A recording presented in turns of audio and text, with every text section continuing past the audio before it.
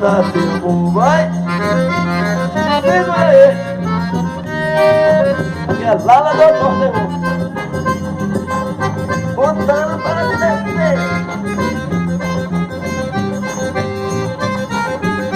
Os braços do amarelo passou o belo dia. Ainda me lembro da cidade de amor. O meu sapato tirando o sapato dela, em cima da cadeira que ela minha bela tela, ao lado do meu velho após de caçador. Que tentação, minha morena me beijando na janeira, a lua malandrinha pela bretinha da telha, vai trocando meu cenário de amor. Boa, Lala do acordeon trazendo muito forró pra você. E já está aqui na expectativa, estamos aqui na expectativa para a chegada dos primeiros corredores que já vem chegando, vem se aproximando aqui na rua Solon de Lucena. Corrida da Fogueira, edição 2018. Realização do DAESP, Prefeitura Municipal de Esperança, prefeito Nobel Almeida. Vamos preparar aqui a faixa, então.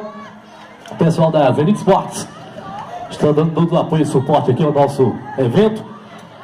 Se aproximando agora, já estamos em 17 minutos de competição. Vem chegando aí o pessoal, os primeiros colocados. Quem será que vai levar a primeira posição da Corrida da Fogueira, edição 2018? Categoria 5 quilômetros. Vem chegando, se aproximando agora, atleta. Chegando, se aproximando da linha de chegada. É da General Flash. Chegando em 17:40 segundos. Equipe General Flash. Primeiro colocado a chegar aqui na corrida de 5 quilômetros.